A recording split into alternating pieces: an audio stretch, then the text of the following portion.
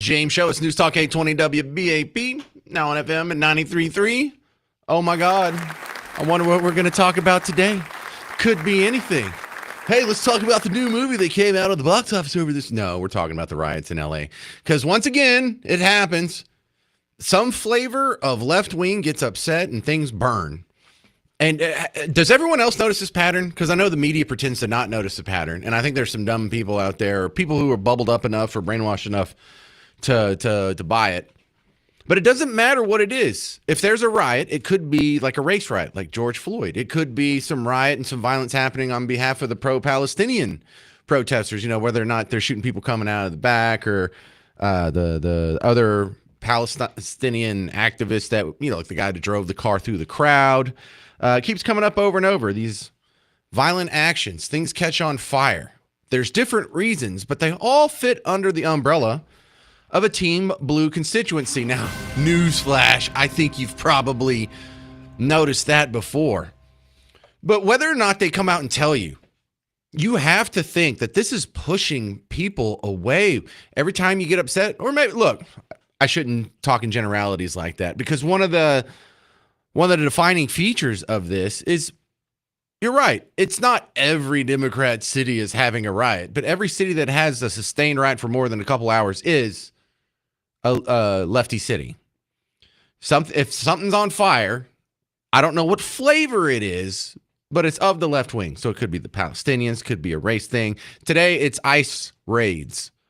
So in Los Angeles, there's a bunch of ICE raids that were happening, and some people came out, and they were blocking cars. Now, it got really heated really fast, because I think this was on Friday, right after the James Show, that someone was trying to block an ICE vehicle. There was like a caravan of ICE vehicles leaving after some arrests were made. And some guy wouldn't get out from in front of the car. So the cop would slowly go forward, and the guy would backpedal in front of it, and the cop would slowly go forward, and the guy would backpedal in front of it. And at some point, he lost his footing, fell backward, bonked his head on the pavement, and died, which is unfortunate. It's terrible. I wish it didn't happen. Total tragedy here. But this is that's when people started to get paying real attention to this.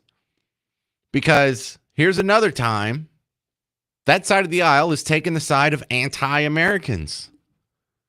Isn't that wild?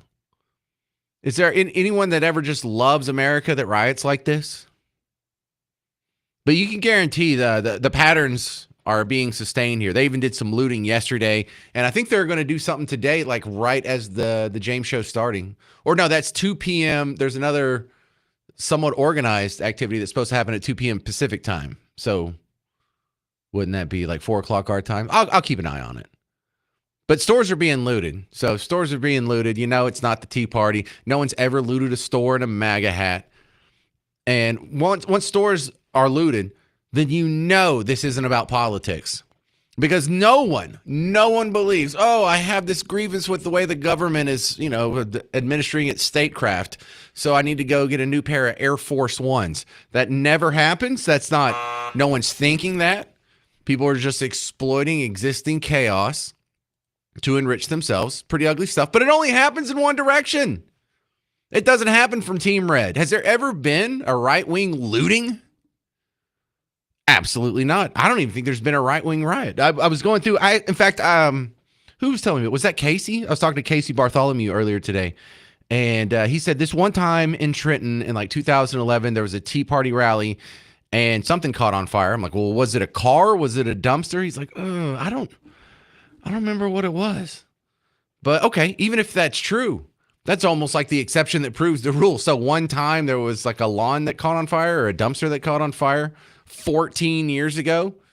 We've had more fires than that this weekend.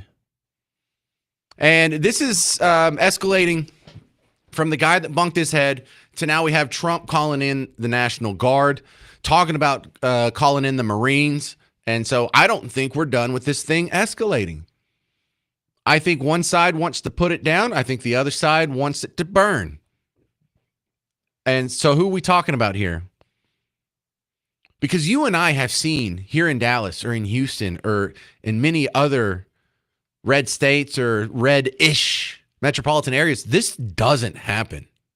This doesn't happen in Dallas. This doesn't happen in Houston. You know how wild that is? George Floyd is from Houston. His family's from Houston. He spent most of his life in Houston, and they didn't have riots there, but they did have them in Portland. They had them in Seattle, and they had them in Minneapolis, and they had them in St. Louis, and they had them in dozens of other places. But that you can't say, well, that's because Republicans are in charge. Republicans aren't in charge of squat in Harris County. Very little here, except now our mayor converted parties. Very good on you, Eric. But it's a choice. If there's a riot that lasts an hour, 2 hours, 3 hours, anything longer than that, it's because the people in charge on the ground don't want it to stop. So if this happens for 3 days, you know damn well Gavin Newsom is okay with it. The governor of California, the mayor of Los Angeles, Karen Bass, you know she's okay with it. What is their end game? What are they doing? Now, look, I'm not saying they're the ones who went out there and left pallets of bricks, which I've seen that rumor and pictures floating around again. But why do they want this? Why do they let this happen? Do they think this will help them? I think it actually might. As terrible as it is, as much as it pushes you away, it pushes me away too. But coming up next, I'm going to talk about how this actually really kind of can inspire the certain type of people who think this is cool. 800-288-9227. 800-288-9227. You'll hear my theories on the mostly peaceful protest coming up next on The James Show. I'm James Parker. It's News Talk 820, 93.3 FM, WBAP.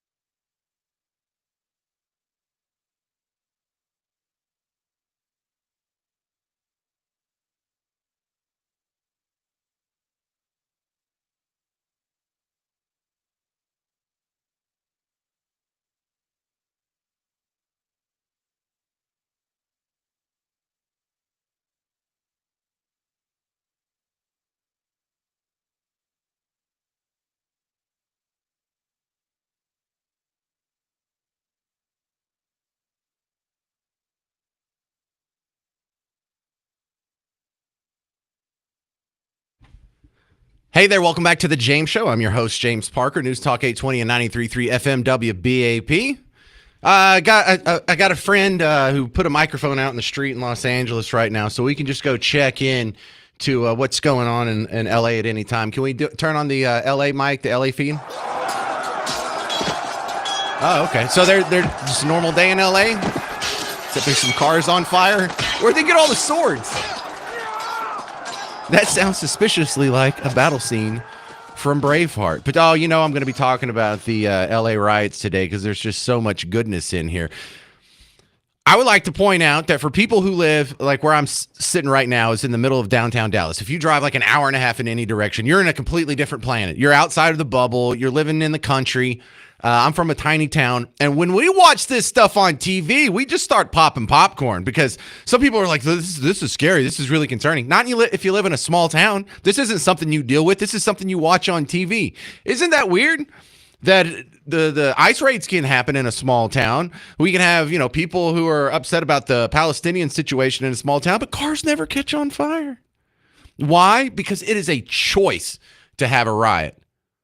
First off, you have to have a giant population of people who are dumb enough or angry enough or brainwashed enough to do this.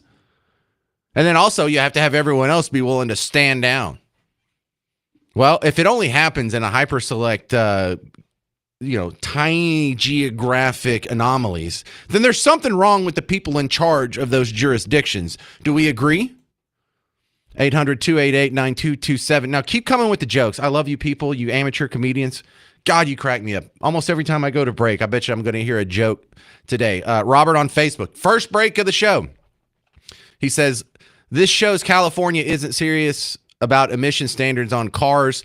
The riots are contributing to their pollution. Good point. Solid point. So I guess, Robert, on Facebook, the lesson here is California only cares about car pollution if you're driving it. If you set the car on fire, that's fine. That carbon dioxide being put in there, that doesn't count. Burning tires and, vaporizing lithium-ion batteries, that's fine. That's fine. That doesn't even count toward your carbon cap. That's good. It's for social justice. It's good for you. Why don't you go over there and take a big huff of it? But just enjoying the reaction here because once you establish that this is a choice, the leaders on the ground there, the mayor of Los Angeles, whoever's in charge of Los Angeles County, the sheriff's department, all the way up to the governor, they have to stand by and let this happen because now we're on day 4. And so when they come under fire, it's interesting to see what their reaction is. Hey, what do you think about this riot? You got to love this riot. You're the one letting it happen. So let's focus here on Gavin Newsom, the governor of California, who is a little miffed today because Donald Trump is calling in the National Guard when he didn't ask for it, and he says we don't need it. Oh, we don't need it? Nope. Gavin Newsom says this. Ignore what you're seeing on TV. Ignore the burning cars. Ignore the flying bricks. Ignore the people getting run over, blocking highways and attacking cop cars. This is a manufactured crisis. Boy, that takes a pair. We are here to support local law enforcement, the sheriff's office, LAPD, but they didn't need that support. He made this up. This is a manufactured crisis in order to get under the tent to start to stretch credulity and to begin the process of moving inevitably towards a constitutional questioning crisis around posse comitatus. And it's, I think, inevitable. That's where he's going. Yeah, posse comitatus, the National Guard is not supposed to be able to be used in states unless the governor approves of it. Yeah, this is manufactured. We didn't need it. We didn't need any help. Well, that's not what the LAPD police chief said. His name's McDonnell. He had a press conference yesterday saying we were overwhelmed. We are overwhelmed as far as the number of people out there engaged in this type of activity and the type of things that they're doing. They'll take backpacks, and the backpack will have a cinder block in it. They have a hammer, and they'll break up the cinder block and use that, pass it around to throw at officers, to throw at cars, and throw at other people. We've seen people with hammers, and you've broadcasted breaking the bollards behind the federal building and taking the rocks, if you will, or pieces of concrete, and throwing them at officers. We've had liquid of who knows what description thrown at officers. There's no limit to what they're doing to our officers. Have right-wingers ever done that? The Tea Party protesters, they ever go to a federal building, take hammers, start beating off chunks of the bollards. You know what a bollard is? It's those big things in front of the grocery store or in front of a big box store that keeps your car from running into it. So if a car does try and run into the front of the store, it won't hit the glass. It'll hit the bollard and stop. So people were taking hammers, knocking off chunks of the concrete there, and throwing it. Tea Party ever do that? Did they? What about any MAGA crowd? They ever do that? That ever happen at a MAGA rally of any sort? So Gavin Newsom says we didn't need him there, but the LA police chief McDonald says we were overwhelmed. So it sounds like Gavin Newsom might be wildly, let's just be nice, he's wildly uninformed about what the cops did or didn't need. Worst case scenario is he knows and he's just lying to everyone's face. But Newsom doesn't stop there. He also blames not just Trump for pretending there's a manufactured crisis. In the next breath, he blames Trump for inciting the violence. Well, was there a crisis or not? Did Trump incite a crisis? But there's not a crisis. Okay, let's hear from this one. Stephen Miller, other people have used the word insurrection about the activity on the streets of Los Angeles. Yeah, this is just, they're trying to incite violence. They're trying to impose the kind of rhetoric that only makes conditions worse, that quite literally put people's lives at risk. Okay, Trump's fault. Got it. Gavin Newsom also responding to Tom Homan. You know what? I should probably play Tom Homan first. Tom Homan was asked, are you planning on arresting Gavin Newsom? And he's like, well, I will if they do something wrong, but they haven't done anything wrong yet. I just want you to hear this first before you hear Newsom's response. You've also mentioned Mayor Karen Bass and Governor Gavin Newsom, and there have been threats, previously that if you stand in the way of your enforcement operations, you could be subject potentially to arrest. Are you saying that about Mayor Bass and Governor Newsom? Are they at risk of being arrested? I'll say it about anybody. You cross that line, it's a felony to knowingly harbor and conceal an illegal alien. It's a felony to impede law enforcement from doing their job. Do you think that the mayor of LA is doing that? If she crossed that line, we'll ask the DOJ to prosecute. Do I think she's crossed the line? I don't think she's crossed the line yet. But I'm telling you, the warning we're sending is we're not going to tolerate people attacking our officers. There, so he didn't say anything specific about Gavin Newsom. He was like, yeah, I mean, anybody who impedes ICE officers is subject to arrest. Have they crossed the line? No, they haven't crossed the line yet. If they do, I'll arrest them. And so Newsom is asked about Tom Homan's comments just there. A lot happened this weekend while we were playing around. But Newsom turns on the tough guy act. Come arrest me, tough guy. Tom Homan, the border czar, said to me yesterday he did not rule out literally arresting you, literally, Mayor Bass, if you interfere in his words. He said you hadn't yet. He's a tough guy. Why doesn't he do that? He knows where to find me. But you know what? Let your hands off 4-year-old girls that are trying to get educated. Let your hands off these poor people. They're just trying to live their lives, man. Trying to live their lives, paying their taxes, been here 10 years. The fear, the horror. The hell is this guy? Come after me, arrest me. Let's just get it over with. Tough guy. I don't give a damn. But I care about my community. I care about this community. The hell are they doing? Oh, man, I'm literally shaking in my boots over here. Gavin Newsom calling you a tough guy. Come get me. He didn't say he wanted to come get you. Relax. Relax, everybody. Can we just calm down? Stop the riots. Everyone grow up. If you don't want the laws for immigration to be enforced, say so. You don't have to say, come get your hands off the 4-year-old girls just trying to get educated. 4-year-old girls trying to get educated?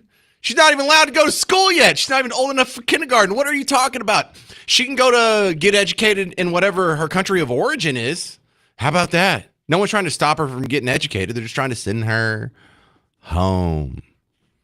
All right, so Donald Trump is speaking right now, taking questions at a White House event about the Los Angeles riots. We hit pause on the DVR. We'll go find some good stuff, and you'll hear it next on The James Show. 800-288-9227. 800-288-9227. I'm James Parker on News Talk 820 and 93.3 FM WBAP.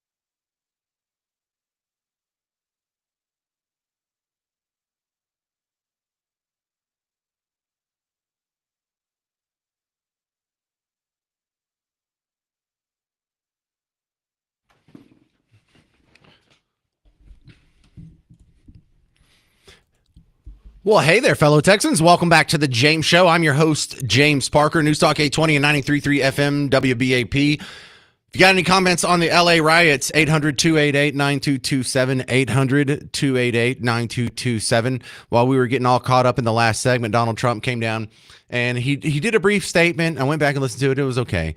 He took a couple questions. They were fine. But then I found a great question. Peter Ducey from Fox News asked him this about 10 minutes ago.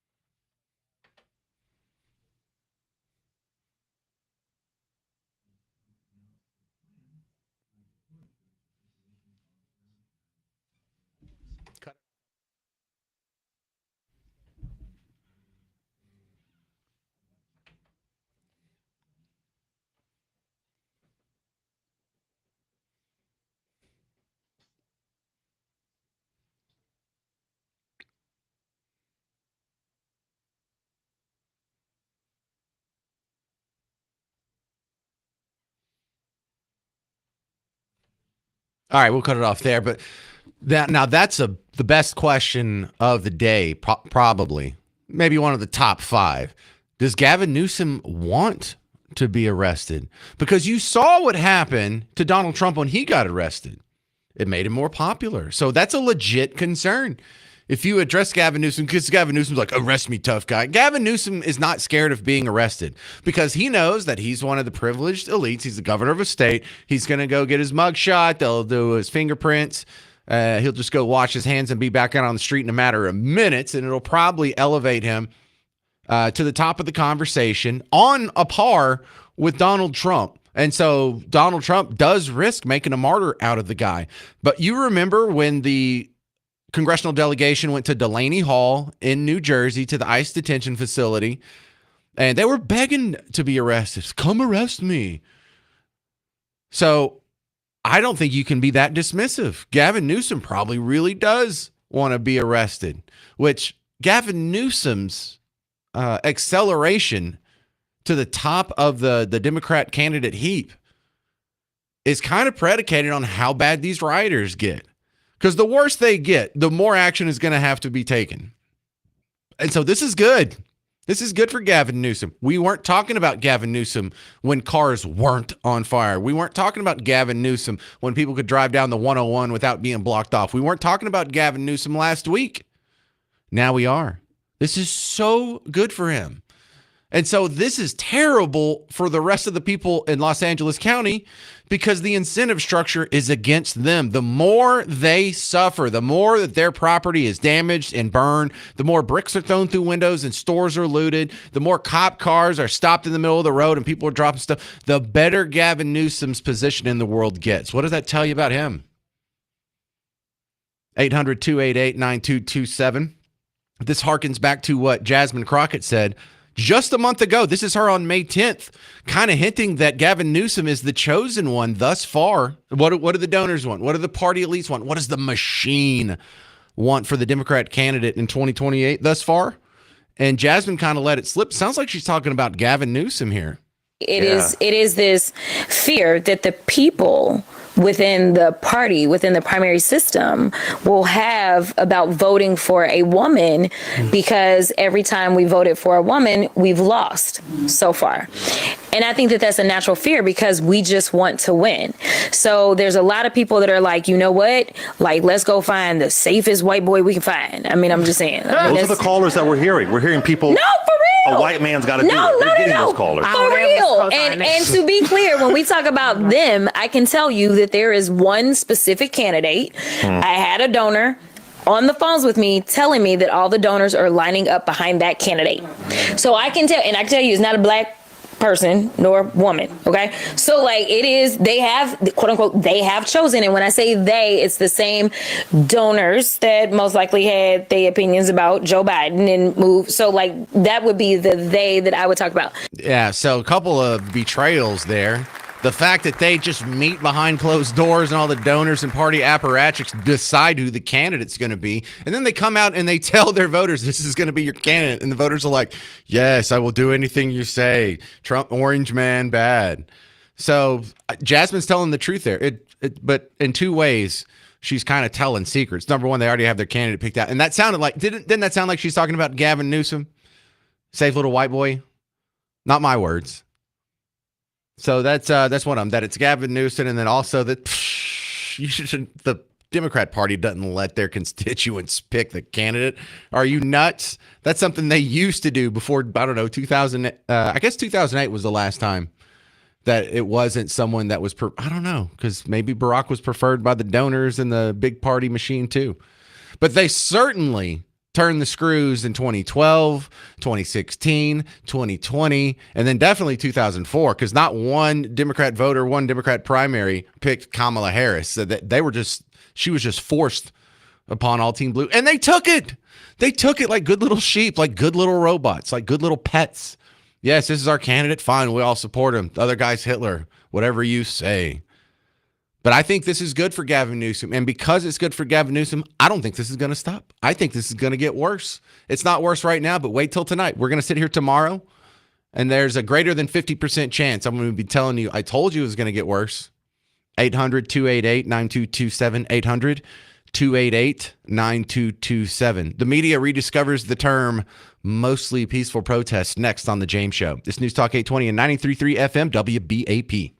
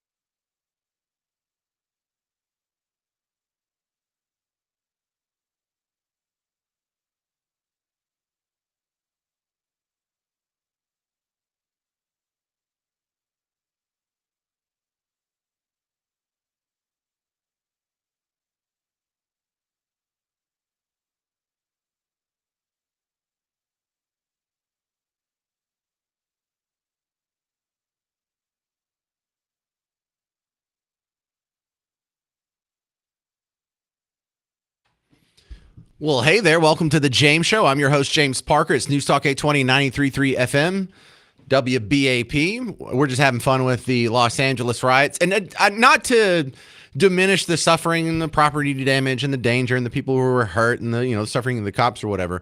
But watching this stuff from afar is so easy for you and me because we don't have riots in our town. We don't allow riots around here.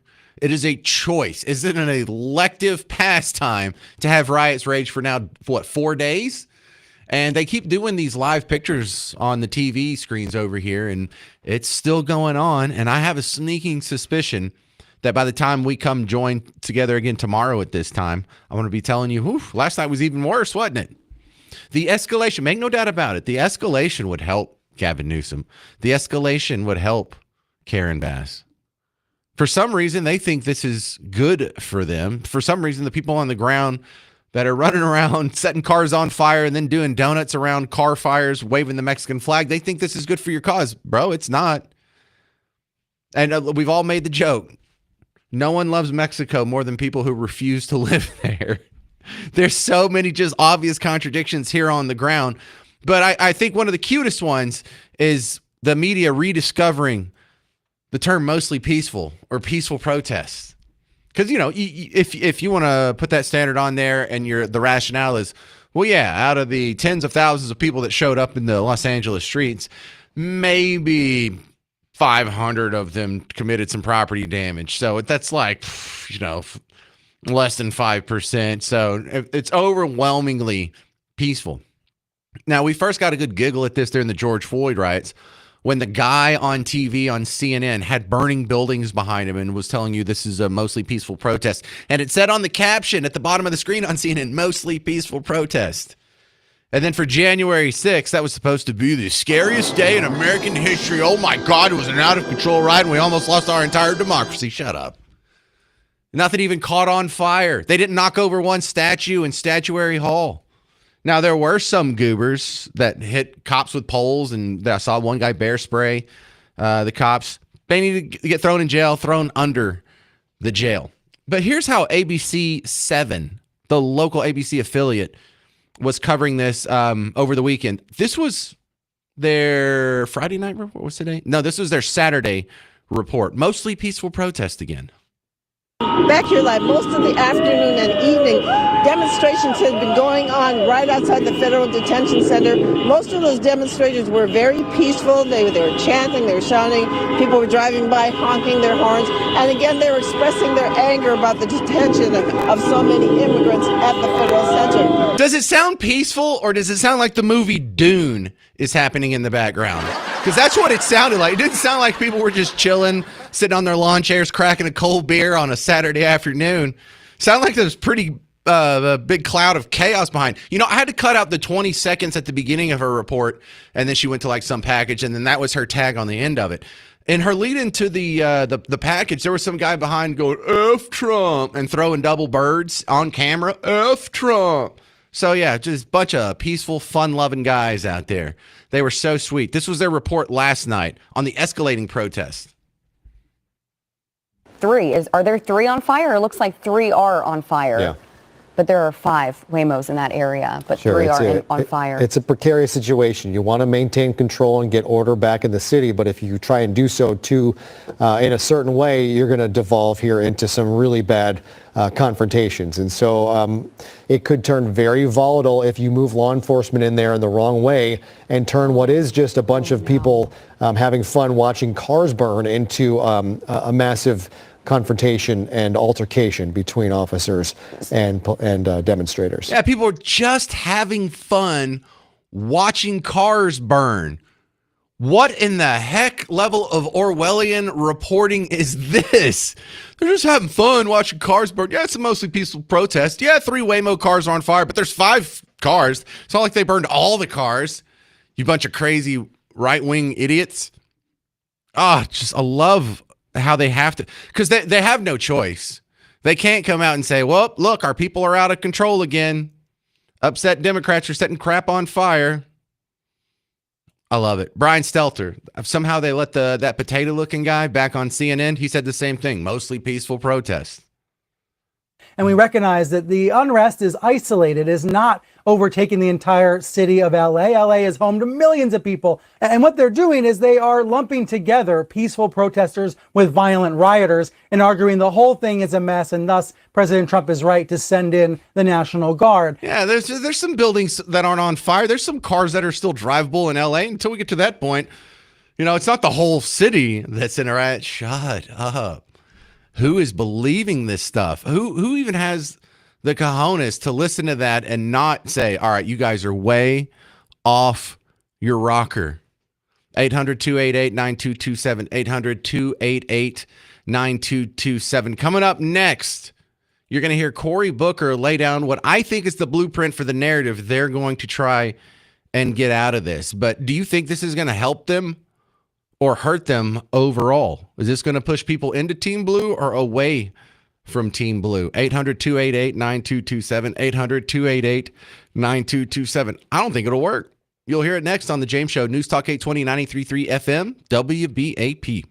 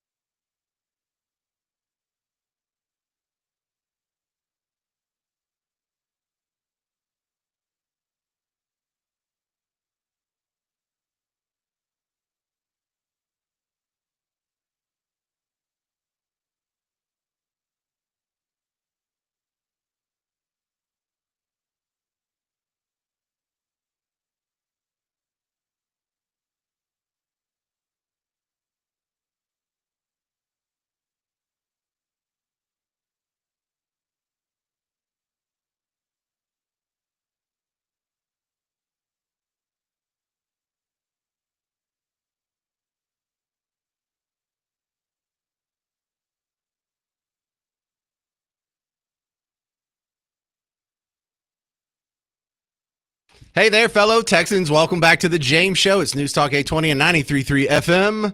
WBAP, good to see you. Oh, I know, good to see you too. Of course, we're talking about the LA riots. LA, they just have to do this every once in a while. Every once in a while, it just has to be, it could be a Rodney King, it could be a George Floyd, it could be a ICE raids. I think every once in a while, they just like to burn stuff. And some obvious jokes were made over the weekend about we need to call in the rooftop Koreans. Here's what's so cool. That was being passed around on Twitter/X or whatever the cool kids are calling it these days. And this guy popped up with the handle Tony Moon. And he's like, I'm here. I'm like, wait a second. Is this one of the rooftop Koreans? And it was. And everyone's like, oh my God, you're so awesome. He's like, yeah, well, that's not my neighborhood this time. But if you need any pointers, let's start here. And he was given sort of like this master class. So like, well, first you got to get on the roof and you got to find a good position and you got to find. And so, oh man, I recommend a hunting rifle and no pistols. Oh God, it was so hilarious. I can't believe that website's free. And then we had some breaking news that was just happening about a few minutes ago. CNN's reporting that roughly 500 Marines based out of Marine Corps Air Ground Combat Center in California have been mobilized to respond to the protest in Los Angeles. According to 3 people familiar with the matter, they're going to join National Guard troops that were activated by Trump over the weekend without the consent of California's governor or the city's mayor. So Cory Booker, who I think is one of the top 5 contenders for the biggest Democrat candidate or likely Democrat candidate for 2028. He was making some pretty inflammatory comments yesterday, and he started off with something that's just going to rub a lot of people the wrong way, including myself. I mean, it's nothing you get emotional or upset over, but I mean, this guy's got a big pair to compare the Los Angeles riots to the January 6th people. We are now at a point where we have a president who sat back and did nothing as people stormed our Capitol, viciously beat police. And then when those people who viciously beat police and led to some of their deaths, therefore cop killers, were convicted by juries, he then pardoned them all. Whoa, that is an incredibly egregious lie there. Several people, Robert, Daniel, some lady with I don't want to say her name because it gives it away. I think 3 different people have made the point to me that Donald Trump got criticized for not sending in the National Guard on January 6th, but he get criticized for sending in the National Guard on June 7th. Well, you're damned if you do, damned if you don't. Yeah, we already knew that. They're going to criticize him no matter what he does. It's fine. We get it. But the egregious lie there was when Cory Booker insinuated that January 6ers killed cops, which did not happen. No cops were killed by January 6ers. And then he said, even the ones that were tried and convicted got a pardon. No one was tried for that, much less convicted for that. No one got a pardon for that. So that last sort of 30 seconds or 10 seconds was just like 4 lies in a row. Can you believe like how bad that is? How far do you have to go to slander the other side? I mean, you have to lie. You have to. And then when those people who viciously beat police and led to some of their deaths, no one did therefore that. Cop killers, that's were a lie. Convicted by that's juries. A lie. He then pardoned them all. No cop killer was tried or convicted or charged, much less pardoned. Cory Booker with the peaceful protest again, but more lies sprinkled in. So for him to be talking to anybody right now about responsive law enforcement to protect people is hypocritical at best. The reality is we see peaceful protests launching in Los Angeles. And again, any violence against police officers. Peaceful protest. How many cars have to be set on fire before it's not a peaceful protest? How many people have to chuck bricks into the windshields of cop cars before it's not a peaceful protest? How many people have to die? You know, if someone died over the weekend trying to block the car and he fell over and bumped his head on the concrete and died, how many people have to die before it's not a peaceful protest anymore? Should not be accepted. Local authorities can handle that. But remember, local authorities said they're overwhelmed. We covered that in the first segment. There's another lie. A lot of these peaceful protests are being generated because the president of the United States is sowing chaos and confusion by arresting people Trump's fault. Who are showing up for their immigration hearings, who are trying to abide by the law. They're not trying to abide by the law if they're illegal immigrants. He's arresting them. And you see this in communities that are Republican, Trump supporters, being outraged that he's raiding kitchens and arresting people, high schools and arresting people who are not what he said he would do, which is focus law enforcement resources on violent criminals and people that are a danger to other Americans. Yeah, now Cory Booker's lying. No, Donald Trump only said he was only going to arrest the criminals. No, he didn't. He said he's going to focus on the criminals. He even said the correct word.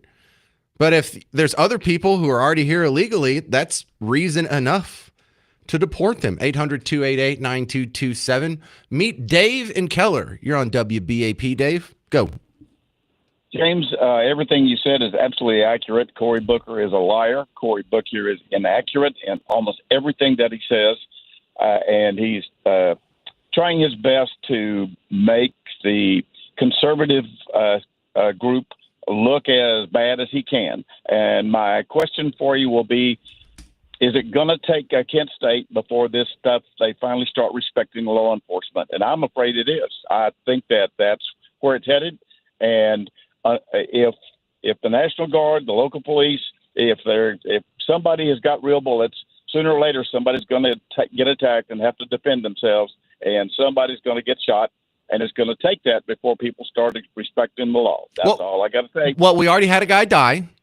And I think don't go all the way back to Kent State to look at what's the most likely scenario. I think, some of these other riots, whether it's about the Palestinians blocking the roads or really the George Floyd riots. What stopped the George Floyd riots, Dave? I have no idea. The 2020 election. Wasn't that amazing? When Joe Biden won the 2020 election, all of a sudden people weren't that upset about racial disunity anymore. So no one was really caring about causing chaos and setting things on fire in the street. It's all for politics. They don't even really care about the illegal immigrants. This is just a good way to get their base activated and worked up and get them in the streets and make this part of their identity and who they are. And so if you can make them hate the other side so much, once you make people believe absurdities, it's easy to get them to commit atrocities. And if you have a cadre of 1 million or so people who are willing to commit atrocities, such as looting a Foot Locker or chucking a brick at a cop car, that's going to be pretty powerful influence. And I don't mean influence like a pop star like Katy Perry. I mean like violence or intimidation in furtherance of a political agenda. The other word for that is terrorism. So yeah, if you get them inflamed enough, these acts of terror, as abhorrent, immoral, and unethical as they may be, are quite effective when it comes to the electoral process. 800-288-9227, 800-288-9227. We're going to continue talking about the mostly peaceful protests in Los Angeles coming up next. But I'm going to answer the question, how do you think you're one of the good guys if you're burning a car? 800-288-9227. I'm James Parker on News Talk 820 and 93.3 FM WBAP.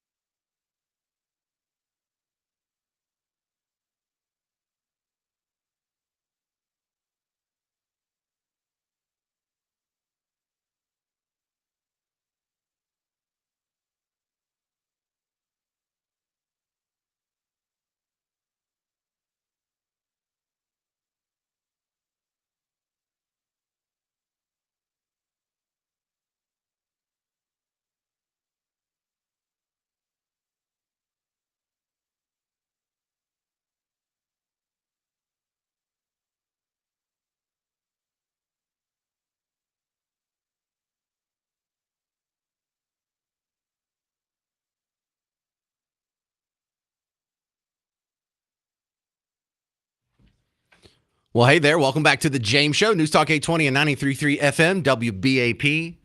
If I sound a little excited, it's not because I enjoy what we're seeing on TV. The reason why I find any joy in this is because it's elective. To let riots run for 4 days in any major metropolitan area is ridiculous. It's a choice that the local leaders are making. We know they can stop this at any time.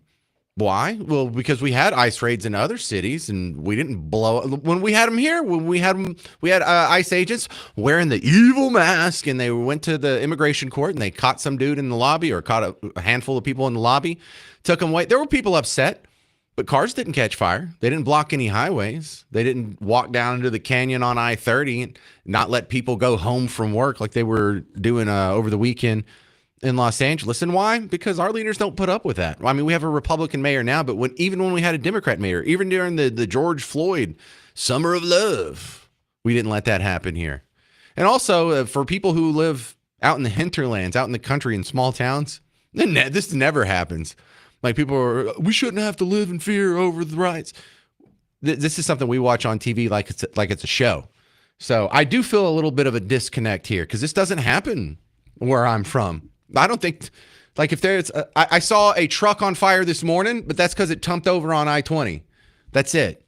800-288-9227. This is Richard in Collinsville. You're on WBAP. Your thoughts on the riot? Well, James, it's simple. They talk, but they're not doing what they should be doing. If you want to stop a riot, it's real simple. You have to surround the rioters.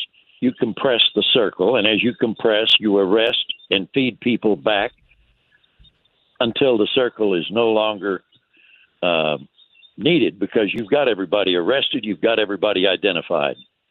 That's how you stop a riot. But you don't stop it by moving it or trying to disperse it or wander around with all this conversation, blocking off streets for them. They're basically facilitating the riot. They blocked off the highway before they let the rioters go down and block the 101. So so let me tell you something. If you're working in tandem with the police force and the powers that be, you're not a rebel. You're not a free thinking, rebellious individual. You're a sheep that's being controlled. Absolutely, and that's what it's all about, and it all started with the hippies in the early 1960s. Well, no, that's the first time it started for you. Now, in 1920, there was a bomb that was blown up by an anarchist, which we now call Antifa, the guys that wear all black and they want communism or anarchy, once a month in New York City in 1920. So this isn't anything new. This is just something that comes in the left-wing soup. Different flavors. Exactly. It's straight out of the Marx playbook of how you disrupt things. And I think a lot of people see that, Richard. And I think a lot of people who they probably were taught to dislike Republicans their entire life by their favorite musicians and professors and actors and politicians, and they just can't call themselves Republicans, but they don't want to call themselves Democrats anymore either, because they recognize whenever there's a car on fire, it wasn't set by a dude in a MAGA hat. Great call. That's Richard in Collinsville. We're going to move on to Michael in Royce City. You're on WBAP. All right. Thank you very much for bringing it up. As far as these riots in LA go, I mean, to your comment earlier where there were ICE raids in multiple other cities, like, you're right. They didn't see riots in those cities, but I think personally, in my opinion, based on what I've seen, this is a distraction to get away, because nobody's talking about the big, beautiful bill, the increased spending, the price controls that Donald Trump's wanting to put into. Oh, yeah. Nobody's talking about that. And you've got senators that are coming on the news saying, well, damn if you do and damn if you don't, if you call in the National Guard or if you don't call in the National Guard. But why don't we address the fact that our economy is about to go into the tank in the next 6 months if we don't address this additional spending? I didn't really connect those things, but I'm hesitant to argue with you because, you often have to be suspicious of the timing of these things. Like, why now? Why are they starting to write now? Why have we gone 5 months, almost 6 months into this guy's second term with deportations happening almost immediately, and just now they start writing? And you think that's sort of inspired by the legislation? I think so, because if you look at what Trump is actually posting on X, for example, he's saying that we need to get rid of the debt ceiling when 15 years or 12 years ago he was talking about We need to control spending. We don't need to raise the debt ceiling. We need to cut spending. We need to cut government. And then all of a sudden, a couple of days later, you have these riots that happen out in LA. Like you said alone, these people are working with the police and being essentially cattled into certain places in LA. Don't you think that's a little suspicious? It is. It is a little suspicious. I don't know. I don't know if the timing has anything to do with the big, beautiful bill. What I feel like, and I don't know any better than you, Michael, and I'm not saying you're wrong. That might be part of the math. But what I feel like happened is they observed the deportations happening. They tried some other things. They tried the organized protests. Like every city, major American city on June 2nd is going to have a rally. And they tried that and it stopped working. And so they are escalating their tactics because what they have previously done isn't working. And they don't mind escalating it all the way until these cattle, these people that they're using as just cannon fodder, they don't care if they die. They don't care if that guy got ran over. That's good for them. That makes the cops look bad. That makes Trump look bad. That makes people who support Trump look bad. So they're already locked into the perverse incentive structure to where the more chaos, the more burning cars, the more burning buildings, the more pain, human suffering that they can put on cameras and put it across the TVs, the better it is for Team Blue, or at least that's their theory. And so I think it just took them a while, number one, to work up to it. But number two, there seems to be a level of organization here. Anytime someone drops off a pallet of bricks, someone had to pay for that. Someone had to order that. Someone had to know where to drop it off. So it does betray a little bit of organization. And I think they didn't just come up with that overnight. I think they had to do some planning and they had to do some funding. And I don't even think they had to check in with their local leaders, but they may have. So I don't know. What do you think about that? I think personally that this is a way for Gavin Newsom to give a cover if he's going to run for 2028. That he's been touting that he's a moderate Democrat, but now he can say in 2028 saying, well, I wasn't given the chance to control the riots. I wasn't given the opportunity because Donald Trump took that away from me. But you know what? As president, I'm going to make sure that doesn't happen because of this overreach of the executive branch. Man, I hope it doesn't work, but it might, Michael. It just might help him out. This is Michael in Royce City. Thank you very much for your call, sir. Good stuff. Romeo says on YouTube, the anti-ICE bunch are having a protest at the Margaret Hunt Hill Bridge in Dallas tonight. Oh, man, that's maybe a mile from where I'm right now. You want to go there after work? We'll just go get some beers, a lawn chair, and we'll watch the protesters there. Because here in Dallas, we don't let them set fire to cars. We don't let them block the highway. We don't let them do all that crazy stuff like they do in LA. It's not a sport over here. 800-288-9227.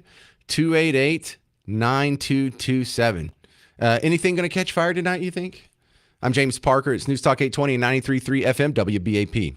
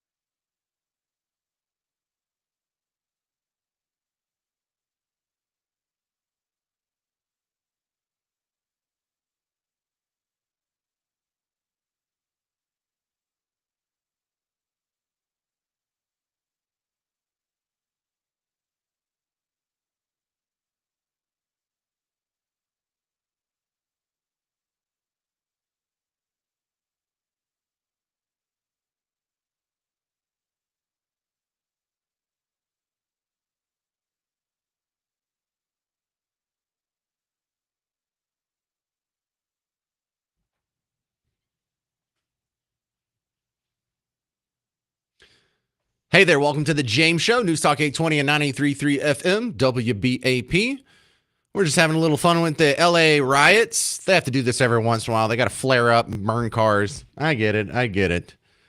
But the big breaking news since the James Show started, we already played you some comments from Donald Trump when he was asked about it earlier. And 500 Marines are now in the process of being deployed to help quell the violence because we have a fourth day. And CNN is such trash. Right now they're saying rally against immigration raids in Los Angeles. Rally? It's not a rally if cars are on fire and a guy's already died and people are chucking bricks at cop cars and making cops have to take shelter. The ICE people had to take shelter in a federal building until the National Guard came and cleared the crowd out so they wouldn't get killed for leaving the building. There's some serious safety concerns here. The only question is, how bad is it going to get? How long is it going to last? And what's it going to take for these people to stop? Because, you're told one of the most dangerous days in American history is January 6th. And we almost lost our democracy, James. How did they leave? Did we have to get the National Guard to kick them out? Or after about 90 minutes of loitering through Statuary Hall, did they leave when they were asked nicely? See, it's another sign that wasn't an insurrection. It wasn't even a riot. And then here we have real riots. And what are they calling it? It's just a rally, y'all. It's just a rally. Sure, we're blocking highways. And there's only a few buildings that are caught on fire. Not all of them. 800-288-9227. 800-288-9227. Can't wait to see what happens when the Marines show up. This is David in Dallas. You're on WBAP. Yes, sir. When you have the leaders of states like California, you've got the governor Newsom, you have the mayor of L.A., you've got Governor Hochul of New York, and the elected DA of New York trying to prosecute a president for the first time in history with a bunch of made-up crimes. I disagree with your last caller with the bill and the spending. These people in the streets, they don't care about that. They're supporting people in the country who are illegal criminals. And so when you have the leaders of the states, these governors and these mayors, and they've declared themselves sanctuary cities, sanctuary states, we're not going to follow federal law. We're going to make our own rules and do what we want here, and this is all the president's fault. This is the same thing the Democrats did with the Confederate states. When they said, we're going to secede from the nation, we're going to do what we want, screw you, and we're going to do what we want. And Abraham Lincoln had to make some serious decisions. I'm sure he had a lot of pushback. He arrested over 900 journalists and shut down over 300 newspapers because they were propagandists for the Confederacy that ended up leading us into a war. I mean, we are repeating history. Yeah, I don't know if I'd be bringing up Lincoln jailing journalists and whatnot, because that isn't what stopped the war. What stopped the war was shooting enough Democrats. He suspended right. habeas corpus. Look, and in hindsight, he was able to arrest them. It's easy for me to. He arrested them. They were propagandists. Yeah, I'm not saying we should do that now. We shouldn't go around. What should we arrest? Jake Tapper or Cory Booker? What level does it get to where you shut down the CNNs and the MSNBCs? It never gets to that level. It never gets to the level where you shut them down. What it should get to the level, huh? Lincoln did it. Yeah, but that wasn't the successful part of his presidency. In fact, that's one of the few criticisms I have is he suspended habeas corpus. And he just put the governor of Ohio in jail. He stopped Maryland from meeting when they were going to try and secede. And that's might be the only reason they didn't, if I remember correctly. But no. We don't have to do unconstitutional things to stop these people that are doing unconstitutional things. The real question is, he suspended it. He suspended the Constitution. Well, I disagree with that. The Constitution. I disagree with that. But okay. But I think we won the war. Well, and that's what solved it. Actually, that's what solved it is when You made the incentive structure so much so that to continue their ill behavior was not in their best interest. Signing that agreement at Appomattox Court was better than continuing the violence. So it's not that much different. How do you get, because we can stop this at any time. It's not that this is out of control and we can't stop it. Yeah. Because we are only having it in a few select places where the incentive structure benefits the powers that be. We're not having riots here. We didn't have riots here when we had ICE raids. They didn't have riots in Houston when there was ICE raids. If there's a riot that lasts for 4 days, it's because the powers that be want it. It's not because we've lost control. It's because the Confederate States was only 12 states. I mean, out of 48. I think it was 13, and we didn't have 48 at the time. I think it was like less than half. Right. Yeah, it was close. We've got 27 states right now that are rebellion against anything that the president wants to do lawfully. See, I hesitate to say that because I think if you drive in 2 hours in any direction, you wouldn't be in that culture. Once you get out of these little hyper blue bubbles that these major metropolises are in, yeah, I think like of the geographic area, what is it, like 83% of it votes red? So no, I don't even think it's most of California. It's just a couple of weirdo places, the Portlands, the Seattles, the Minneapolis, the Los Angeles, and this is an elective right. It's not out of control. You sound like the Civil War was out of control. Democrats got out of control. They're throwing a hissy fit, and they're not even bringing guns and shooting at cops. They're sticking with bricks and whatnot. So this is all play fighting. They're pretending like they're fighting the man. They're pretending like there's some dangerous rebels. The Marines are going in there. I mean, you've got the National Guard in there. You got the governor wanting to sue the president. I mean, But these people, I know, I'm just out of time here, David. Yes, that's a great call. I love the discussion and how you're bringing up history here. But they're not shooting real weapons at the cops. They're not trying to overthrow the government. This is a hissy fit, and it has actually worked in the past. It has actually reaped benefits, and that's a strategy. If you can have this little these fires and these riots or whatever, the media is going to come in. They're going to take the most sympathetic pictures of you. They're going to reframe it so low information people who are barely paying attention will feel sympathy for Team Blue, and that has yielded results at the ballot box. Most notably, I would say 2020.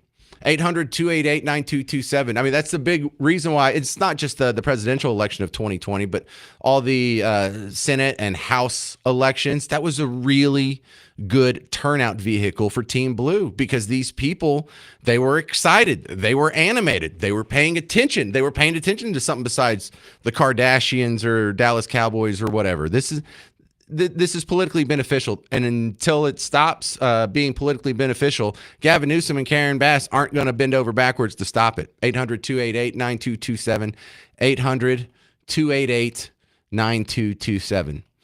Still coming up on the James Show, I love comparing this to January 6th. I want to see what the outcome looks like compared to January 6th. These people that are getting arrested this weekend, are they going to be treated better? What's the big difference? And I like your ideas on how to stop the riots. If you got any of those, 800-288-9227. I'm James Parker. It's The James Show, News Talk 820, 93.3 FM, WBAP.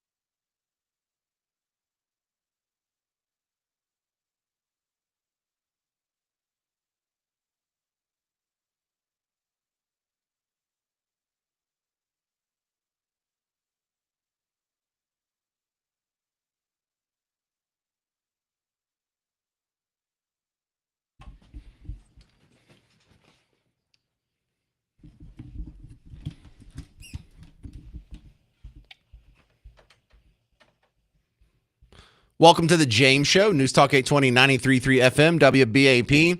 Of course, we're talking about the riots in Los Angeles. This is a big hissy fit. Started out as a hissy fit. One guy's already died, but it is not over now. We have protests going on for the fourth day in a row in Los Angeles, and it looks like they're on the march again. It is, 1:50 their time, and there's another street that's blocked off. I'm looking at looks like a local traffic helicopter keeps zooming in on a couple of parts.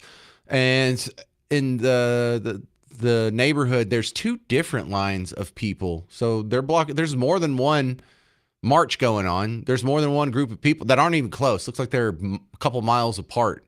But you just saw the helicopter go from one to the other. Update on the Marines that have been deployed. 500 Marines are being sent to Los Angeles to deal with some of the rioters. Now, they're not going to be running around cracking skulls with the butt of their guns, as fun as that sounds. But their mission is specifically to protect federal buildings, federal property, and federal agents. So these ICE guys that are going and doing raids now, are they going to be rolling in with Marine backup? That wouldn't bother me. If that's what it takes. 800-288-9227, 800-288-9227. Also, we learned that the Marines are from 2nd Battalion, 7th Marines, at 29 Palms, California. I had never heard of that. I looked it up real quick on the break. It's 120 miles east of Los Angeles. It looks like it's just sitting out in the desert. I mean, it is all sand everywhere around that place. So it's not a far trip for these guys. Terry in Fort Worth, you're on WBAP. Hi, I have a few ideas. I'm not a lawyer, so correct me if I'm wrong and in the assumptions here. But all of these people, like right now, you were talking about them marching down the road. Well, if one, isn't there some kind of permit required to have a protest or a parade or stop traffic on a thoroughfare? Well, I think that depends. Let me answer your first question. I think that depends on whether or not the mayor agrees with your ideology. Okay, and then, having said that, you can't just impede traffic, period. We've already established that. So why aren't we just rolling up with buses, loading these people up and arresting them? Oh, I would love that so much if they just pulled up like a Walmart diesel and just started calling them into the back. Yeah, go and get in the back. We'll poke some air holes in the side so you'll be fine. I wish they would. But and now let's go ahead. Let's caveat that if you're an illegal alien and we pick you up in one of these violent protests, that's destruction of state property, fire, police trucks, whatever, or impeding federal duties like the ICE guys, guess what? Not only are you deporting, you're barred from ever returning. Yeah, I think we're all protesters are going to disappear. I think we are all on board with that. I tell you what makes me sick is that so many people get away with. This is why they do it. All these man, it looks like there's like 10,000 people in the street right now in Los Angeles, and I mean in real time. I'm looking at a live camera here. There's no consequences to these people. They've gotten away with the bad behavior for so long. They have no fear or anticipation of consequences for what they're doing. They feel entitled to go out and be lawless. And I bet your next sentence is everyone that loitered through Statuary Hall for 6 minutes on January 6th, they got tracked down all across the continent and brought back. So we know they can do it. Everybody. Right, but they don't do it for the George Floyd protesters. Well, they don't do it for these ICE protesters either. Yep. Terry, we should be friends. Thank you very much. All right. Aaron in Plano, you're on WBAP. Go. I blame John Roberts for not reining in these federal judges that have sort of led legitimacy to these protests. It's all defiance. It's all resistance. And these guys, these federal judges are leading it. And explain that to me, Aaron. I'm not saying you're wrong. I'm not saying you're wrong, but how are the judges leading this? Because they're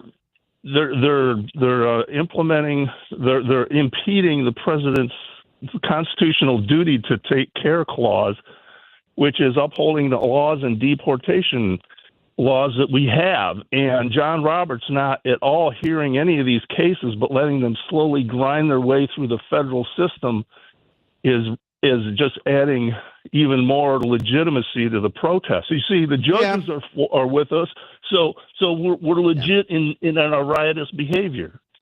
That's probably a contributing factor. Good stuff. Thank you, Aaron. That's Aaron in Plano. 800-288-9227, 800-288-9227. The LA riots are ramping back up as we speak. I'm looking with my own eyes at 10,000 people in the streets of Los Angeles. Is it going to be worse tonight? I think we have a lot of good reason to believe that. 800-288-9227. I think it will. I'm James Parker. It's News Talk 820, 93.3 FM, WBAP.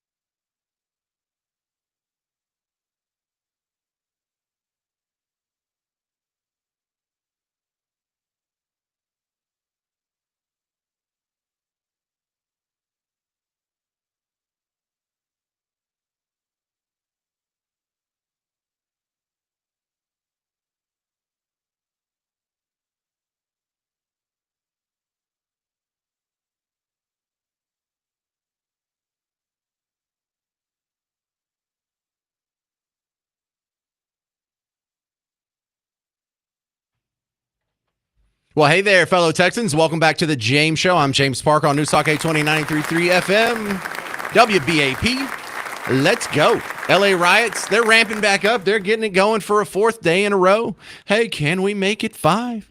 So things are escalating on both sides. It looks like, man, if I had to guess, it's hard to tell by looking at a TV shot here, but there may be 10,000 people in the street right now. They're blocking off 2 different sections from a helicopter I shot that said live on it on CNN. Fox News is over here reporting 500 Marines are being mobilized for the LA riots. CNN saying 700 Marines are being mobilized in response to the LA protest. Oh, yeah, it's not a riot, y'all. It's just a protest. So I don't know who's right, but hundreds, how about this? Hundreds of Marines, if it's believed, are being mobilized for the LA riots. So is this going to quell the riots or is this going to escalate things? We're going to find out the hard way when the sun goes down tonight. And I'm sure we'll cover this on the James Show tomorrow. But if you have any comments, reactions, theories, because a lot of the questions swarming around right now is why now? Why is this only happening in certain areas and not everywhere else they did riots? Who's behind this? If someone is behind this, is this just completely organic? 800-288-9227.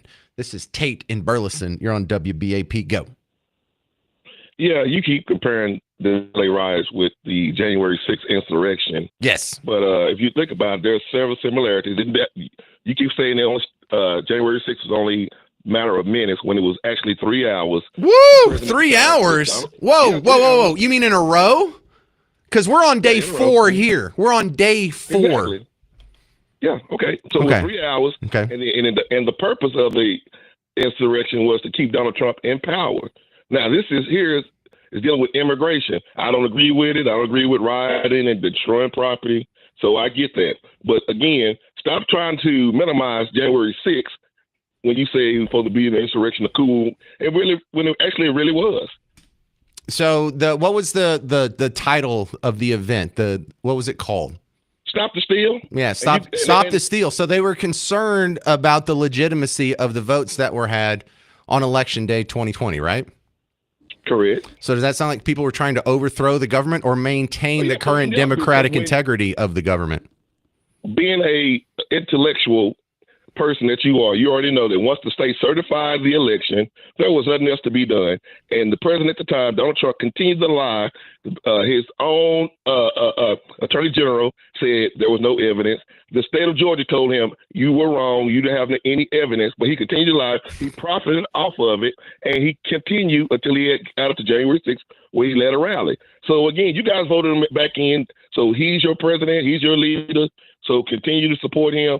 I'm an American citizen. I support the Constitution, and I know what's right or wrong. And when you sit in the military, and you guys keep talking about, allow me 10 seconds. Go ahead. You guys keep talking about the Constitution. The founding fathers warned against using the military force against civilian population. Totally agree. Yeah, so we're not using a military force against the civilian population. We're using a military force to protect federal buildings and federal agents who are executing the law, lawfully executing our immigration laws. So when they engage with the civilians, and you don't think there's going to be maybe seen as an escalation or possibly lead to more violence? I would be against it if they initiated the use of force against the civilians. However, if civilians are blocking the ICE agents from doing their job, that's a felony. But it's also like they're initiating the use of force. They're not just going to go in there and start hitting people in the heads with the butt of their guns. They're supposed to be there in case what happens on Friday happens in the future, I guess starting tomorrow or whenever they get there. But even if the people, let's just go ahead and go in your scenario and say the people were all wrong to question the integrity of the election.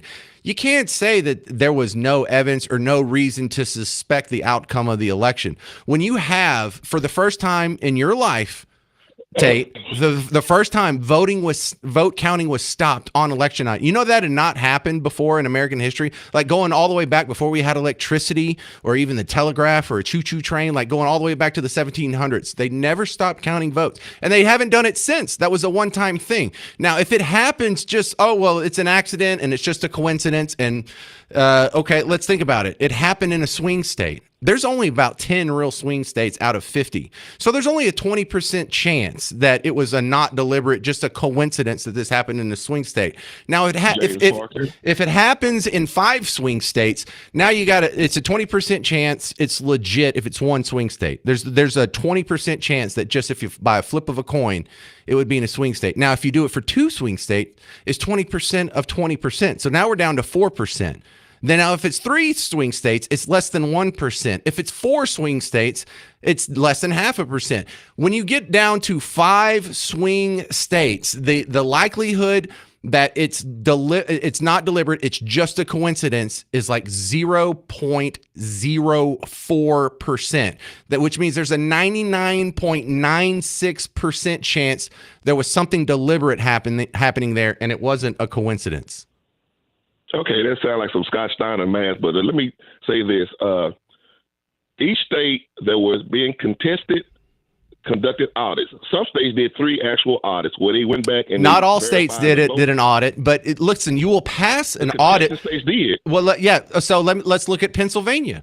Yes, they passed the audit, but the audit that they passed didn't have signature verification. It didn't have postmark date verification. So if you can if you can shut off the lights, fill out a bunch of ballots, stick them in the box, and that you don't have to have a signature or postmark confirmed, whether it has a postmark or whether it has a postmark by the correct date, you can still pass an audit with fraudulent ballots. On top of that, those 2 laws there where they didn't do the signature verification or the postmark verification, these were not rule changes that were initiated by the state legislature. It was the Secretary of State of Pennsylvania who, with just an executive fiat, changed the law. So that's a violation of the Constitution because the Constitution is crystal clear.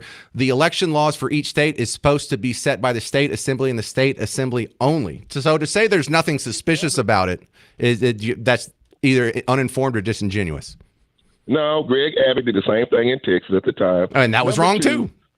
Okay, so number 2, when Trump lawyer Eastland went to Pennsylvania, he filed a court claim. Wait, hang on. Don't just start saying the next thing. Can you go ahead and grant me a little bit of the ideological battlefield that there are some people, if they were suspicious of the election in 2020, they had reason to be suspicious? I don't have any problem with people being suspicious, filing court lawsuits. It's been done before. It's done under Gore. He lost. He conceded. The guy who's the president right now refused to concede even to today. And again, Eastland went to Pennsylvania courts. He filed a motion. The court heard his case. The court said, "Do you have any evidence?" And he said, "No, I don't have any evidence." Therefore, he lost. And that happened time after time after time. Was anything set on fire on January 6th?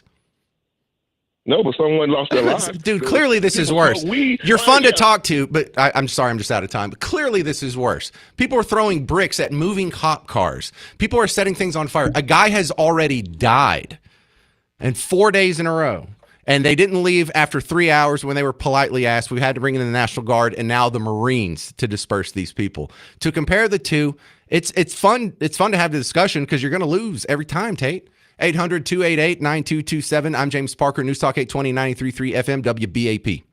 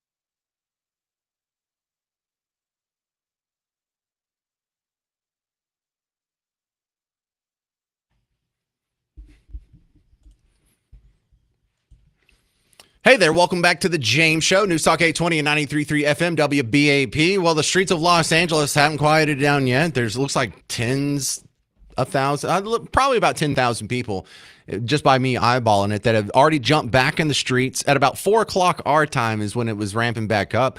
And it'll be interesting to see, now that we have the National Guard in there, some Marines are being deployed. They're only like 2 hours away by car. Is it going to escalate tonight? 800-288-9227, 800-288-9227. Say hello to Rick in Fort Worth. Go. Hey, James. Hey, that January 6th discussion is just bad faith. You know, these leftists, they think January 6th is on par with 9/11 and D-Day and the Holocaust. So Clowns, when leftist brings up January 6th, what they're really saying is because January 6th happened, we have the right to do whatever we want. And you saw it with the thing in Boulder. You saw it with the assassinations of the Israeli guys in D.C. You see it with every riot. It's like, well, you know, January 6th is the justification for everything.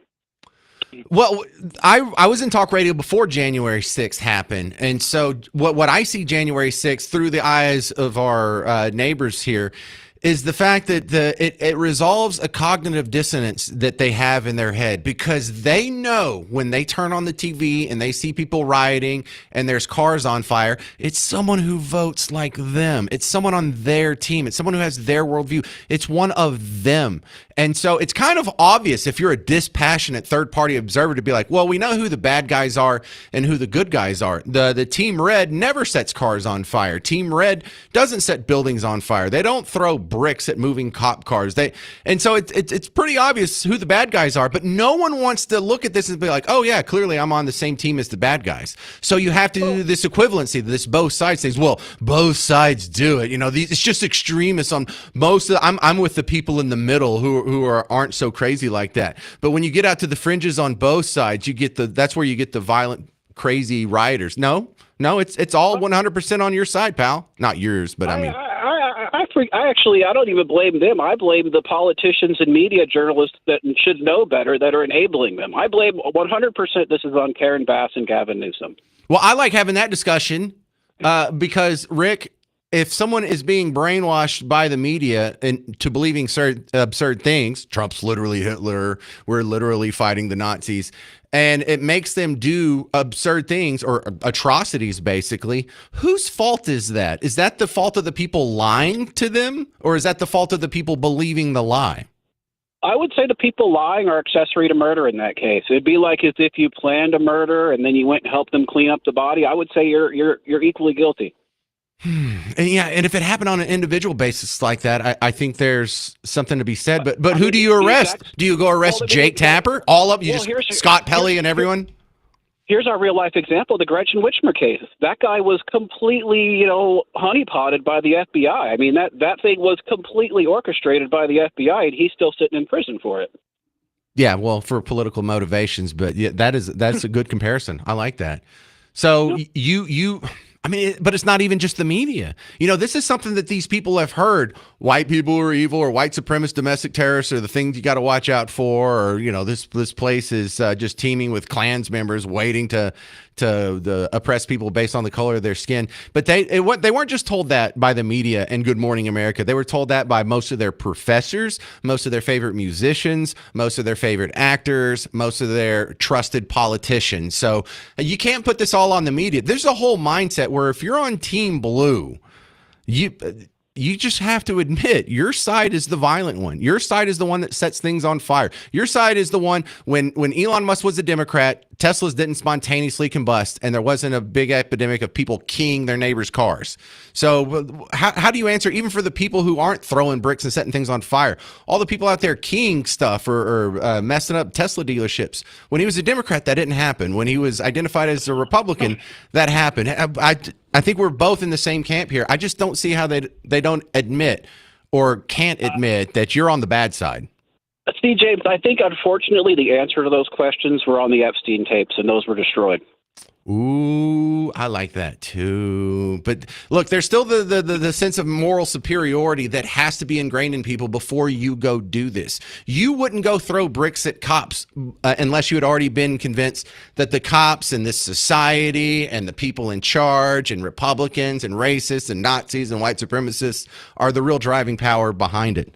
But no, you're bringing up all kinds of good points there. Thank you very much, Rick in Fort Worth. Now, coming up next, we're going to take a break from the fun little Riot Talk to play Dead or Alive. I got to give away 2 tickets to see Seether and Daughtry coming to the Pavilion at Toyota Music Factory on November 11th. Special guest POD. For information and tickets, you go to livenation.com. Or if you want to try and win them on Dead or Alive, you can call right now, 800-288-9227. 800-288-9227. Dead or Alive, and today's category is TV shows from 1981. That's before you were born, wasn't it? Uh-huh. All right. I'm James Parker. It's The James Show. News Talk 820 WBAP and on 93.3 FM WBAP. Bob Lavelle, Home Marketing Services on The James Show. Now, listen, you're a man about town who has been an established figure in DFW, North Texas for 30 years now. And not only do you help people get in houses or sell their house, you also do a lot for charity. And we should probably talk about that more, Bob. Well, that's something we don't usually talk about at all. I mean, our slogan is like helping the homeless one renter at a time. I remember years ago someone made a bad comment about me, like being mean to renters, and they missed the point. But every time we sell a house, we do try to help in our choices through homeless shelters. Today, I did a tour with the CEO of my favorite shelter that does amazing work. It's called UGM, the Union Gospel Mission. It's unbelievable what they accomplish, and I was impressed. I did a full tour of the men's and the women's facility. That's where we've done our donations in the past, and we'll continue to support them. They house over 350 men on a daily basis and 350 women and children. And what they've accomplished in putting people through work programs and rehabilitation and so on. I have not gone in and done a tour. Bruce Butler, he's the CEO there, has been asking me for a long time, and today I decided I'm going to make the time to do it. His cohort and assistant in doing all this good stuff, Mike, and Patrice, who runs the women's and children's shelter. They have schools there. They do all of these things, and if there was ever a place that could use help from the outside, this is one of the best facilities I've ever seen. And I just wanted to say that because the people that listen to your show, they're able to go out and get a home, many of them, and we do that for many of them. But very few of them see this side of it. And if they ever want to take a tour, call, set it up, look at it, and see where your money's going. You're a good man. Bob Lavelle, Home Marketing Services. If you want to help him help other people, and you're going to get a house anyway, call 972-392-9595, 972-392-9595. You can go to blessyourheart.com or call Bob Lavelle, 972-392-9595. Thanks again, Bob.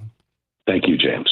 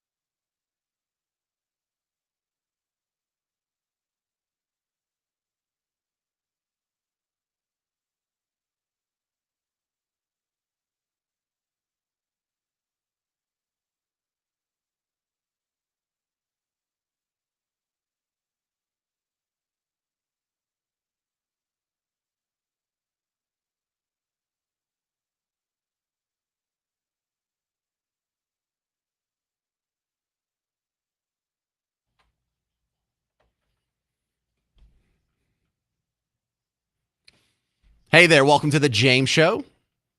I'm your host, James Parker. It's News Talk 820, 93.3 FM, WBAP. So we got a special thing going on here where if you want to win tickets to see Seether, Daughtry, and POD, they're going to be at the Pavilion at Toyota Music Factory on November 11th. Now, I'm about to give away 2 tickets right now on Dead or Alive. But this is another one of the shows that we have a contest going for that you could text to win. Live Nation gives us some more tickets for contests like this.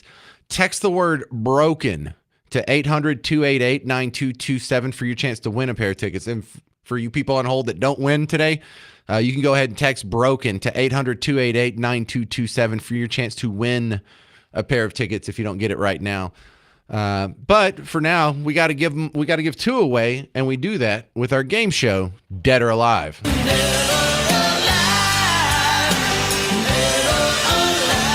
All right. Thank you, Mr. Jovi. Hey. All right. Welcome to Dead or Alive, everybody. This is the easier of the game shows that we play. And in this one, I'm going to give you 10 celebrities, and you got to tell me if they're dead or alive. So it's like a 50-50 shot for all of these. Now, today's category is super important. TV shows from 1981. How confident are you in your knowledge of TV shows from 1981? Let's start with Nicole in Gun Barrel City. Hey, Nicole. Hello. All right, you ready to play Dead or Alive? I sure am. All right, let's get it started then. In the category of TV shows from 1981, from Laverne and Shirley, Penny Marshall, Dead or Alive? Dead. All right. Eric Estrada from Chips, Dead or Alive? Alive. You sure about that? Yes. Okay, you were right. I was just making you hang there. This is a native Texan, John Hillerman. He was born in Denison, died in Houston, but for a brief second there, you knew him as Higgins on Magnum P.I. Is he dead or alive? Higgins. Alive. No. Man. All right, don't hang up. It might circle back around to you, Nicole. Stay put. We'll see if we can get a winner out of Brian in Plano. You ready for Dead or Alive? I'm ready. All right. So we left off with Higgins. Melissa Gilbert. She played Laura Ingalls Wilder on Little House on the Prairie. Is she dead or alive? She's alive. Yeah, she's alive. 61 years old. Looks pretty good. Linda Lavin or Linda Lavin? Alice from the TV show Alice. Dead or alive? She just died. Yeah, she did. She just died last year. Oh, he knows his stuff, Brian. Good job. Sherman Hemsley from George Jefferson from the Jeffersons. Dead or alive? Say it again? Yeah, your cell signal's dead. Frederick Grandy. We know him as Gopher on the Love Boat. Dead or alive? Alive. Man, how do you know all this? I had to look that one up. Catherine Bach, the great Daisy Duke. I think she invented those shorts, too. Is she dead or alive? Alive. Alive. Loretta Swit, Hot Lips Houlihan from MASH. Dead or alive? Ooh, dead. Yeah, she just died 2 weeks ago. And finally, well, you're just killing it, Brian. You're breaking Nicole's heart over here. Patrick Duffy, who was Bobby Ewing on Dallas in 1981. Is he dead or alive? He's alive. Hey! Brian's good at this. Did you watch a lot of TV in 1981? Oh, yeah. That's all we could do back then. Well, are you still interested in seeing Seether, Daughtry, and POD? Yeah, I'll go take a look at them. Heck yeah. All right. Well, you're the big winner, Brian. I'm going to put you on hold. One of the Garretts will get your information. We'll email you a couple tickets. This has been today's edition of Dead or Alive.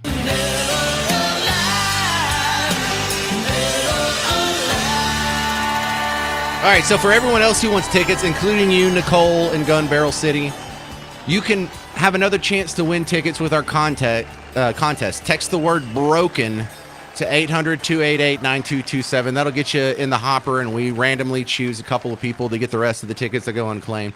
So broken, text the word broken to 800-288-9227, and everybody gets a chance to win. Coming back, we're going to laugh at some of the ways the media has been beclowning themselves in the coverage of the LA riots on The James Show. I'm James Parker, News Talk 820 WBAP, now on FM at 93.3. Now, let me stop down and talk to some of you homeowners here, because we just had more terrible storms this weekend, and we're not done. We're expecting some more storms tonight. If you're in the sound of my voice, I think the majority of people are going to get some bad rain and some bad wind, if not hail, again this season. Your roof has taken an absolute beating in 2025. So if you're not already seeing signs that your roof is leaking, but you've been through it, you want to call Blue Ribbon Roofing and get your free inspection. I did it. I did it 2 weeks ago, and it really is as easy as it sounds. And you know how much I had to pay for it? $0. John comes out, he got up on my roof. I looked around for a good 10, 15 minutes, took a bunch of pictures, came down and ran over some stuff with me. Now, my roof isn't pristine, but then we had the conversation, if you like to get this little thing patched here, it wouldn't cost that much. But if I needed a whole new roof, which is really the worst case scenario, I know what you're worried about. You're worried about covering the deductible. And really, that might be all you have to worry about, because they can help you with the insurance process. The insurance company is going to try and slow roll you. They're going to try and give you like the adjusted value of the depreciated roof based on its age, or say you only qualify for $25,000. But they know how to work with the insurance company. They know the numbers to call and the people whose ear to chew on to get you as much as possible from the insurance company. And you know what? Isn't that nice that you don't even have to deal with that? They'll take care of that for you. So go to blueribbondfw.com, blueribbondfw.com.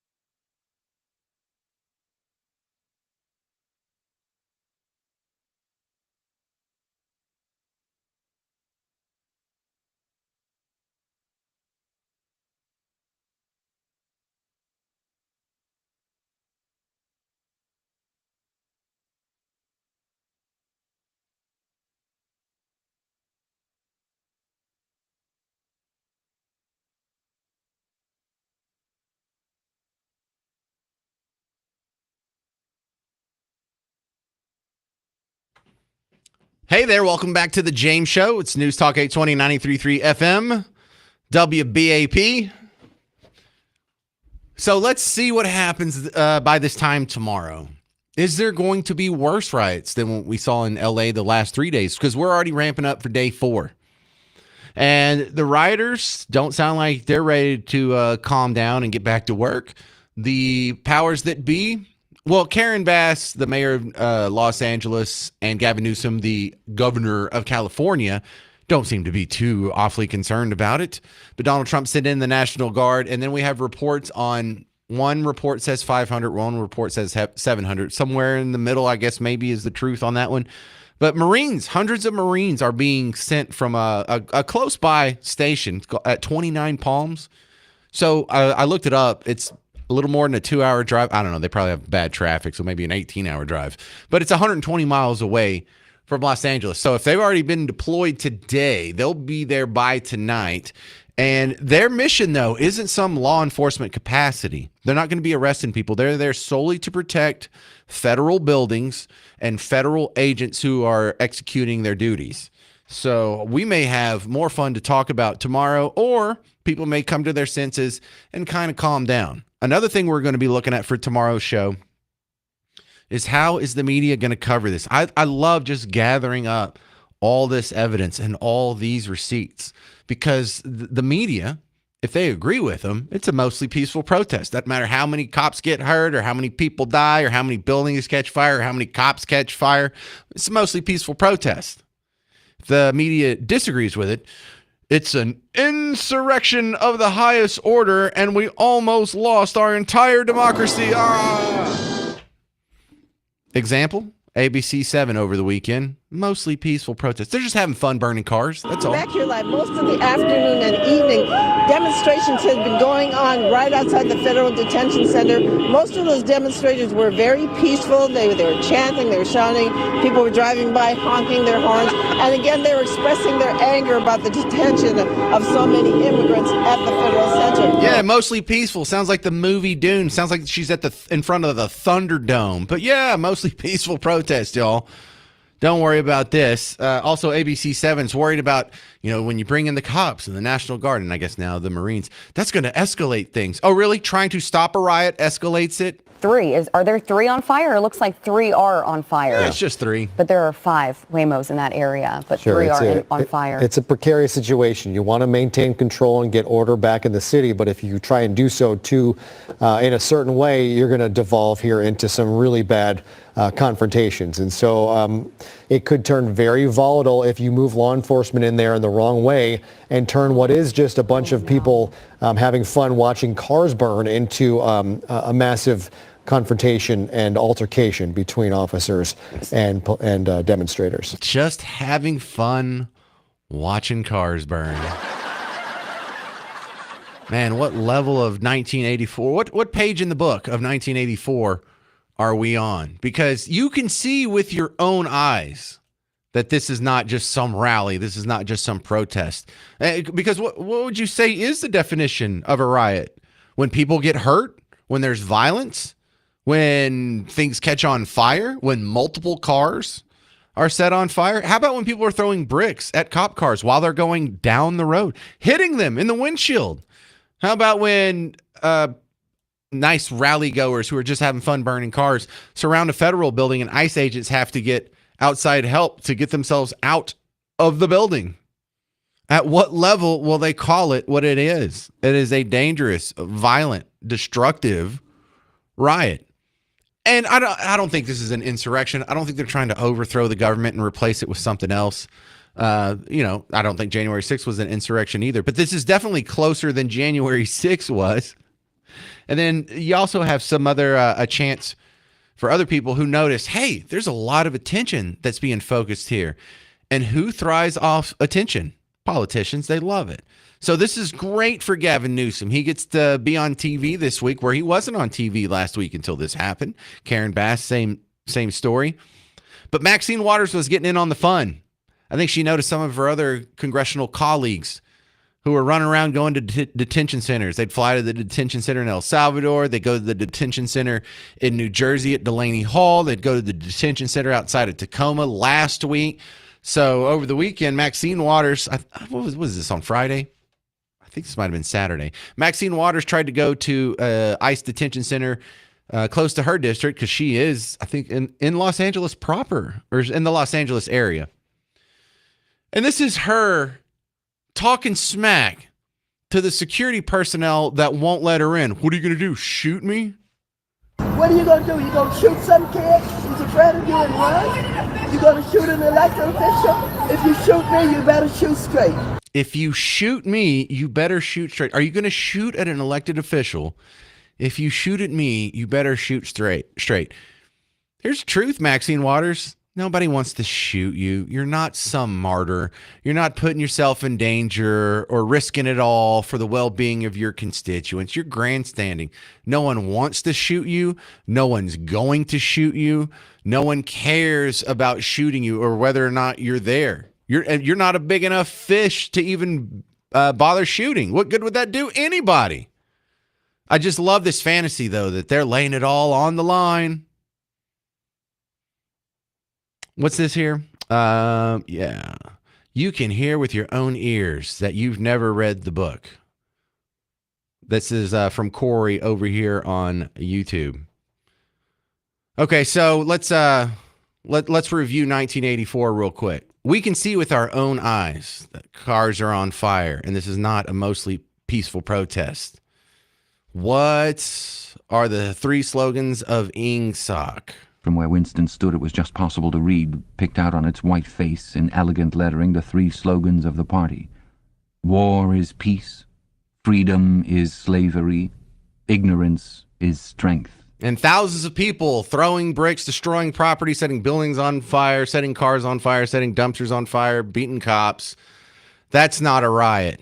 Don't believe your own eyes. In fact, that was their last commandment. Don't believe your own ears and eyes. Believe the party. You have to believe what you're told, not what you see with your own eyes. Did anything catch fire on January 6th? I didn't even see anyone light a cigarette on January 6th.